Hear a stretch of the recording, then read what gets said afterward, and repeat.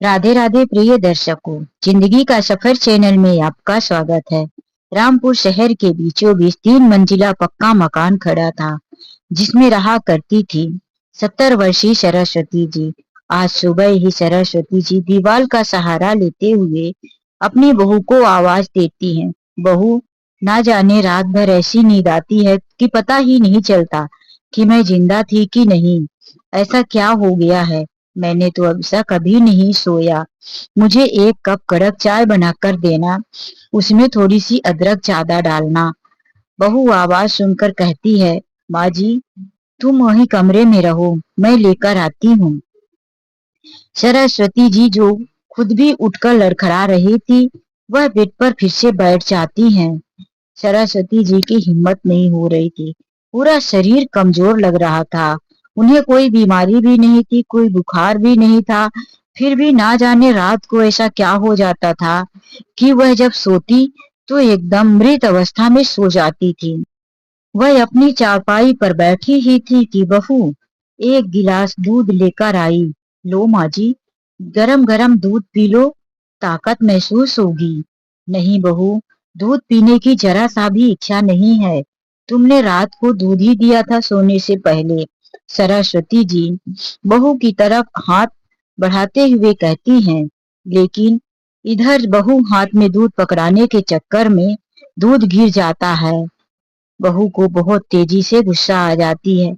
माँ जी, तुमने गिलास से भरा हुआ दूध गिरा दिया। अब चाय बनाने के लिए भी दूध नहीं पड़ा है। लो मरो यहीं अब। गुस्से से गिलास को उठाया और चली गई। अभी उसका पति नहाकर जो निकला था, जिसका नाम गौतम था, उसने पूछा, क्या हुआ? इतना क्यों चिल्ला रही हो रीना? रीना कहती है, तुम्हारी माँ को दूध देने गई थी और तुम्हारी माँ ने हाथ मारकर दूध गिरा दिया। अब चाय चाय की रट लगाकर रखी है। दूध तो है नहीं, चाय कैसे बनेगी? गौतम धीरे से फुसफुसा रहा था, माँ को तुमने वह गोली दी कि नहीं? जीना कहती है, वही तो देने गई थी, तो तुम्हारी माँ ने दूध गिरा दिया। आज मैंने इसमें 3 गोलियां डाली थी। आज ही हमारा काम खत्म हो जाता। यह बुढ़िया दूध पी लेती और फिर से बेहोशी की हालत में सो जाती। आज हमारा काम बन जाता। सरस्वती जी धीरे धीरे सूखा कपड़ा लेने बाहर निकली थी, ताकि उनके कमरे में गिरे हुए दूध को वह पोंछ सके, मक्खियां ना भिनभिनाने लगे। बहू गुस्से में निकली थी, तो उनको लगा कि यहाँ दूध साफ करने नहीं आई थी। लेकिन उन्हें क्या पता था कि वह इतनी गहरी राज सुन लेगी। वापिस आकर धड़कते हुए सीने, लड़खड़ाते हुए कदमों से वह फिर से अपने ही बिस्तर पर बैठ जाती हैं। वह सोच रही थी कि मेरा बेटा और मेरी ही बहू मेरे दूध में ऐसी कौन सी दवा मिला देते हैं, जिससे मैं मरने की हालात तक सो जाती हूँ। और आज यह लोग कौन सा काम करने वाले थे? हे भगवान, मेरी अपनी औलाद मेरे साथ ऐसा कर रही है। आज सरस्वती जी की भूख प्यास सब गायब। उनका सीना जोर जोर से धड़क रहा था। डर के मारे उनकी हालत खराब थी। उन्होंने इतना बड़ा सच जो सुन लिया था। बड़बड़ाती हुई बहू किचन में काम करती रही। फिर उसे याद आया कि उस बुढ़िया के कमरे में दूध गिरा है। वह एक पोछा का कपड़ा लेकर आई, दूध साफ की और चली गई। दूध नहीं था, वरना वह दोबारा दवाई मिलाकर सास को दे देती। लेकिन अभी दूध आने में समय बाकी था, इसीलिए वह किचन में काम करने लगी। अब तो सरस्वती जी को दूध से डर लगने लगा था। उन्होंने मन में ठान लिया था, ना बाबा, अब मैं दूध नहीं पीऊंगी। बहू दूध में दवाई मिलाकर देती है, उसी का असर मुझे हो जाता है। दोपहर में उनकी बहू उनके लिए 2 रोटी और थोड़ी सी सब्जी दाल, थोड़ा सा सूखा भात लेकर आई। चलो खाना लेकर आई। सरस्वती जी को अच्छा लगा, लेकिन जैसे ही पहला निवाला मुंह में डालने लगी, हाथ कांपने लगा। कहीं इसने खाने में ही तो नहीं मिला दिया। सरस्वती जी ने रोटी को हाथों से झाड़ झाड़ कर किसी तरह से खाया। बुढ़ापे की भूख, शरीर कमजोर, अगर वह 2 रोटी नहीं खाती तो उठा नहीं जाता। लेकिन वह हर निवाले में घबरा रही थी। कहीं इसमें कुछ मिलाया तो नहीं है। पेट की आग बुझाने के लिए उन्हें खाना पड़ा। रात होने लगी। जैसे ही उनकी बहू रात को सोने से पहले एक गिलास दूध लेकर आई। लो माँ जी, दूध पी लो। सुबह तुमने दूध गिरा दिया था, फिर कहती हो मुझे कमजोरी हो रही है। इस उम्र में कुछ खाओ पियोगी नहीं तो कमजोरी होनी ही है। लो, यह दूध पूरा पी लो। सरस्वती जी दूध देखते ही डर गई, घबरा गई। उन्होंने कहा, बहू, मैं दूध पी लूंगी। तुम दूध के ऊपर कोई पतला प्लेट रख दो, मैं बाथरूम जाके आती हूँ, फिर सारा दूध पी लूंगी। जाते जाते बहू ने कहा, माँ जी पी लेना, दूध खराब मत करना, नहीं तो कल से चाय भी नहीं मिलेगी। सरस्वती जी ने हाँ कह दिया। बहू ने सोचा कि इस बुढ़िया ने कुछ सुना ही नहीं है, दूध तो यह पी ही लेगी। वह निश्चिंत होकर अपने कमरे में चली गई। सरस्वती जी बाथरूम गई, दूध का गिलास पूरा गिरा कर आई और गिलास में थोड़ा सा दूध रखा वहीं रख दी। वह आकर कहती हैं, बहू मैंने दूध पी लिया है, मुझे बड़ी जोर से नींद आ रही है, दूध का गिलास यहाँ से उठा ले जाना। बहू आई तो देखती है दूध खत्म था। वह गिलास उठाकर ले गई और अपने कमरे में चली गई। सरस्वती जी ने आज दूध नहीं पिया था, उन्हें नींद नहीं आ रही थी। वह अपने लिए पानी लेने निकली तो बहू और बेटे की खुसुर फुसुर की आवाजें आ रही थी। बहू कह रही थी, आज तो मैंने 3-3 नींद की गोलियां मिला दी है, आज तो बुढ़िया बिल्कुल बेहोशी हो जाएगी नींद में। जाओ जल्दी से बुढ़िया के हाथ से अंगूठा लगवा लो। यह रोज रोज के नाटक से मैं परेशान हो गई हूँ, अब यह खेल खत्म करो। बेटी गौतम ने कहा, तुम ठीक कह रही हो, अब बुढ़िया के ऊपर दवाइयों का असर काफी हो गया है। मैंने डॉक्टर से बात कर लिया है, वह कल सुबह ही एक सर्टिफिकेट बनाकर देगा जिसमें हम साबित कर देंगे कि माँ पागल हो गई है, और रात को ही प्रॉपर्टी के पेपर में साइन करवा लेंगे, क्योंकि अब पागल के हिस्से में जमीन और प्रॉपर्टी रहना ठीक नहीं है। पागल औरत प्रॉपर्टी की जिम्मेदारी कैसे निभा सकती है, जबकि उसका बेटा बालिग है तो बेटे की जिम्मेदारी बनती है। यही सब लिखवा लेंगे, वकील भी कल आ ही जाएगा और सर्टिफिकेट भी मिल जाएगा। फिर एक पागल खाने में इस बुढ़िया को सड़ने के लिए फेंक देते हैं, पीछा हमेशा हमेशा के लिए छूट जाएगा। सरस्वती जी वहीं पर खड़ी खड़ी जो सब कुछ सुन रही थी, उनके मुंह से आवाज नहीं, उनका शरीर कांपा थरथराया नहीं, पत्थर का बन गया। अपनी औलाद इतनी बड़ी साजिश, जब अपने ही बेटे बहू वैसे हैं तो किसी दुश्मन की जरूरत ही कहाँ है। वह कमरे में आई, उन्हें आज रात भर नींद नहीं आई। सरस्वती जी रात को ही अपना काम खत्म कर लेना चाहती थी। दूसरे दिन सुबह है, जल्दी उठकर उनकी बहू ने उनके लिए चाय लाकर दिया और बोला, लो माँ जी चाय पी लो, आज दूध नहीं लाई हूँ, कल रात को दूध पी लिया था ना। सरस्वती जी दिखावे के लिए उबासी लेते हुए कहती है, बहू ठीक हुआ तुम दूध नहीं लाई, दूध मुझे सूट नहीं करता, दूध पी लेने के बाद बहुत नींद आती है, शायद इस उम्र में दूध को पचा नहीं पा रही हूँ मैं, इसीलिए थोड़ा कम कर दो। बहू ने कहा, माँ जी चिंता मत करो, अब वैसे भी तुम्हें दूध पीने की जरूरत नहीं है। सरस्वती जी उसकी तरफ देखी और बोली, क्यों बहू, अब क्यों जरूरत नहीं है। उसने कहा, अरे वो मतलब नहीं है माँ जी, बस आपको पसंद नहीं, हजम नहीं होता, इसलिए मैंने कहा, और कोई बात नहीं है। वह नजरें चुराती हुई चली गई। सुबह के 11 बज चुके थे। घर की डोर बेल बजती है और पैंट शर्ट पहने हुए एक 40 साल का व्यक्ति, जिसके हाथ में एक छोटा सा ब्रीफकेस था, दरवाजा खुलते ही अंदर प्रवेश करता है।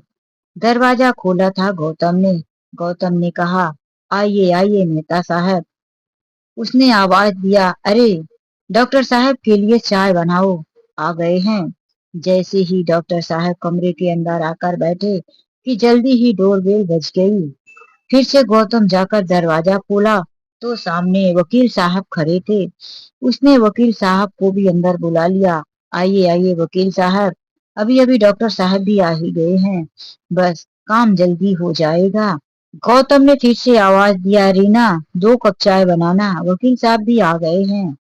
रीना 2 कप चाय लेकर आती है और कहती है, अब जल्दी से काम निपटा दो, देर मत करो गौतम। दोनों पति पत्नी बैठ जाते हैं। चाय खत्म होते ही डॉक्टर साहब ने कहा, तो ठीक है, बुलाइए, आपके माँ जी को चेकअप कर लेता हूँ। वैसे भी इसकी कोई जरूरत नहीं है, आपने जैसा बताया था काम वैसे ही मैंने कर दिया है। ये रहा आपका सर्टिफिकेट, मैं इसमें साइन और सील मोहर लगाकर दे देता हूँ। बस आपकी माँ को अब पागल खाने में एडमिट करना ही बाकी है। लीजिए सर्टिफिकेट।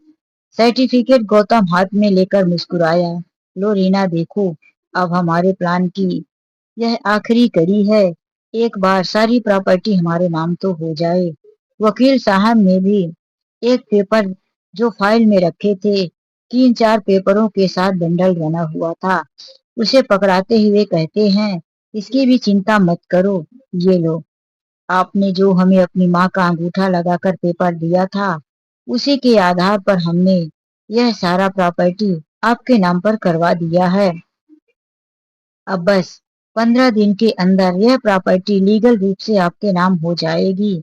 यह सुनकर दोनों पति पत्नी एक दूसरे की तरफ देख मुस्कुरा देते हैं।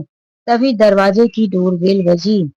गौतम चौंक गया, अब कौन आया होगा, मैंने तो किसी को नहीं बुलाया। पत्नी की तरफ देखा, पत्नी ने भी चौंक कर दोनों कंधे उचकाए और मुंह बनाया। गौतम जाकर दरवाजा खोला तो सामने पुलिस खड़ी थी। उनके साथ 2-3 लोग और थे। 2 महिला पुलिस पुलिस थी। गौतम ने कहा, अरे रीना, यहाँ पुलिस आई है, किसने बुलाया है? पुलिस का क्या काम हमारे घर में? तभी अंदर से आवाज आती है, पुलिस को मैंने बुलाया है।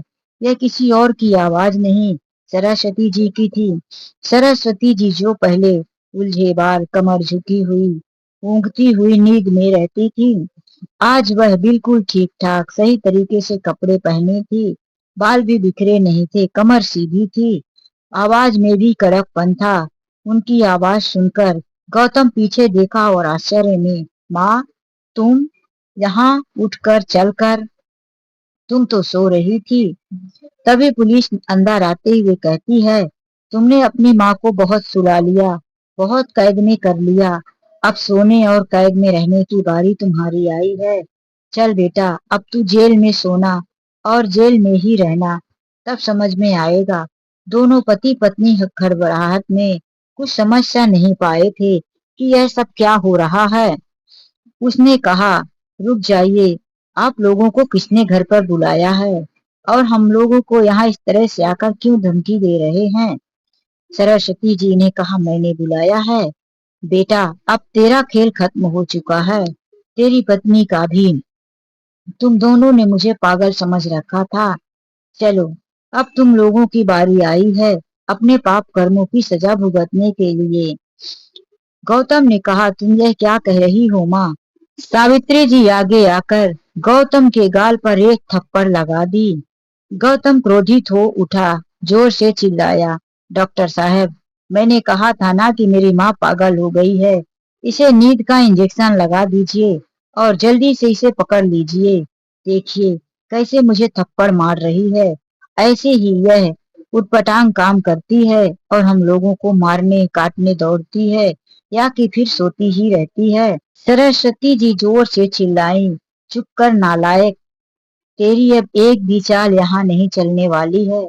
उन्होंने एक छोटा सा मोबाइल जिसमें ऑडियो रिकॉर्डिंग होता था, उसकी रिकॉर्डिंग चालू करके सुनाने लगी, जिसमें उसकी बहू कह रही थी, यार आज तो मैंने 3-3 नींद की गोलियां मिला दिया है। यह बुढ़िया, यह दूध पीते ही बेहोशी की तरह सो जाएगी। कल का मैंने इसे दूध दिया था, उसमें 2 गोलियां मिलाई थी, बुढ़िया ने हाथ मारकर दूध गिरा दिया है, इसीलिए इसको आज ज्यादा डोज देना पड़ रहा है। अब तो आज हमारा काम समाप्त ही हो जाएगा। इसके बाद बुढ़िया को हम किसी पागल खाने में भेज देंगे। डॉक्टर को सब कुछ समझा दिया है। झूठा सर्टिफिकेट बना देगा। पैसे तो थोड़ा ज्यादा ले रहा है, लेकिन कोई बात नहीं, काम हो जाएगा। और इतना शहर के बीचों बीच यह 3 मंजिला पक्का मकान अब हमारे नाम हो जाएगा। हम चाहे तो इसमें रहें या कि किराए से दे दें, अब सब अपनी मर्जी से होगा। यह बुढ़िया जल्दी ही पागल खाना में रहेगी। वकील साहब भी सुबह आ ही जाएंगे और वह भी प्रॉपर्टी का सब कुछ पेपर मेरे नाम कर देंगे। यह आवाज गौतम की थी, जो कि रात को ही सरस्वती जी ने रिकॉर्ड कर लिया था। वह पुलिस को सुनाते हुए कहती हैं, देख लीजिए इंस्पेक्टर साहब, यह आवाज इसके नालायक मेरे बेटे की है, जिसे अब बेटा कहने में भी शर्म आ रही है। इसने कैसे प्लानिंग किया था? इसे लग रहा था कि 3 नींद की गोलियां मिलाई हुई दूध को मैंने पी लिया है। लेकिन दोपहर ही इन लोगों ने थोड़ी सी बातें चला दी थी, जो बात मैं सुन ली थी, और मैंने रात को दूध पिया ही नहीं। इन्हें क्या लगा कि माँ 3-3 नींद की गोलियां खाकर बेहोश की तरह सो गई है, और मैं इनकी चाल समझने की कोशिश कर रही थी। कल मैंने ये रिकॉर्डिंग कर लिया था। अब इन्हें गिरफ्तार कर लीजिए और ले जाइए यहाँ से, मेरे घर से। 1 मिनट के लिए मैं इन्हें अपनी नजरों के सामने नहीं रखना चाहती। पुलिस ने जोरदार थप्पड़ मारा गौतम के गाल पर और कहा, कलयुग में ऐसी नालायक औलाद भी जन्म ले सकती है, जो अपनी ही माँ को, अच्छी खासी माँ को पागल खाने भेजने की साजिश करेगी। क्या जमाना आ गया है। आगे बढ़कर 2 महिला पुलिस ने बहू को भी पकड़ा और कहा, अब चल, तेरी साजिशें जेल में हम देख लेंगे, कैसी कैसी साजिश बनाती है। वहां से उठकर वकील और डॉक्टर भागने लगे, तो दोनों एक एक पुलिस वालों ने डॉक्टर को भी पकड़ लिया और कहने लगे, तेरा तो हम डॉक्टरी का लाइसेंस ही रद्द करवाएंगे, क्योंकि तू बहुत झूठी रिपोर्ट बनाता है। बहुत ज्यादा पैसे खाने की तेरी आदत है, तो हम तुझे जल्दी ही अमीर बनवाएंगे, जब कोर्ट में तुझे साबित किया जाएगा कि तू झूठी रिपोर्ट बनाकर पैसे खाता है। वकील को भी पुलिस ने पकड़ लिया और कहा, तू भी इस झूठ में पूरे का पूरा हिस्सेदार है, जाली प्रॉपर्टी पेपर बनाता है, तेरा भी कोर्ट में ही हिसाब हो जाएगा। सब एक साथ पकड़े गए। गौतम पुलिस के हाथ से छटपटाता हुआ छूटकर माँ के पैरों पर गिरकर कहने लगा, माँ मैं तुम्हारा बेटा हूँ, मुझे माफ कर दो। क्या तुम अपने इकलौते बेटे को जेल भेजोगी? कैसी माँ हो। फिर से सरस्वती जी ने एक थप्पड़ उसके गाल पर मारा। तुझे भी यही सोचना चाहिए था कि तू मेरा इकलौता बेटा है, कैसे अपनी बूढ़ी माँ को पागल खाने भेजेगा। तुझे शर्म नहीं आई थी? बहू भी चिल्लाकर कहने लगी, माँ जी मेरी इसमें कोई गलती नहीं है, मुझे बचा लो माँ, मैं जेल नहीं जाना चाहती। जेल में सुना है बहुत तकलीफें होती है, चक्की पीसना पड़ता है। गौतम भी चिल्ला रहा था, माँ अब मैं एक अच्छा बेटा बनकर दिखाऊंगा, मुझे जेल मत भेजो, मुझे माफ कर दो। सरस्वती जी पत्थर बनकर खड़ी थी। उन्हें बेटे और बहू की सातिर भरी हंसी, दोनों की प्लानिंग कान में गूंज रही थी। उनकी आत्मा नहीं कह रही थी कि इन दोनों को माफ कर दिया जाए। वह पीछे मुड़ गई और कहती हैं, ले जाइए इंस्पेक्टर साहब इन दोनों को मेरी नजरों से दूर, मैं इनकी शकल भी नहीं देखना चाहती हूँ। सरस्वती जी की आंखों में आंसू आ गए। आखिर थी तो एक माँ, रोने लगी। तभी पुलिस की गाड़ी स्टार्ट हुई और सबको वहां से लेकर चले गए। गाड़ी के जाते ही सरस्वती जी दरवाजे दरवाजे पर आकर सबको जाता हुआ देखने लगी। एक बार उनका कलेजा टूट गया। काश इस लड़के ने ऐसी हरकतें ना की होती, तो मुझे पुलिस को नहीं बुलाना पड़ता। जब सरस्वती जी को दूध दिया गया था, तो रात को ही सरस्वती जी ने अपने छोटे से मोबाइल से पुलिस को फोन करके सारी बातें बता दिया था कि कल मेरे बेटे और बहू मुझे किस तरह से वकील और डॉक्टर के साथ मिलकर जेल भेजने वाले हैं। प्लीज आप जल्दी से आ जाइएगा। पुलिस वाले तो गौतम के घर के बाहर ही थे। डॉक्टर और वकील के अंदर आते ही पुलिस की टीम अंदर आ गई और सबको रंगे हाथ पकड़ लिया और फिर उन्हें गिरफ्तार कर कर ले गए। घर खाली हो चुका था। सरस्वती जी अकेले घर पर थी। आंखों से आंसू रुकने का नाम नहीं ले रहा था। लेकिन आज उनके दिल में एक अजीब सी शांति थी। अब उन्हें कोई नींद की गोलियां नहीं खिलाएगा, उन्हें कोई पागल खाने नहीं भेजेगा। सरस्वती जी के दिल का बोझ हल्का हो चुका था। दूसरे ही दिन बहू के पिता ने जमानत ले लिया और लॉकअप से बहू और बेटा छूटकर आ गए। केस की सुनवाई होनी बाकी थी। अदालत में बाद में पेश किया जाता, लेकिन अभी फिलहाल के लिए उन्हें जमानत मिल चुकी थी।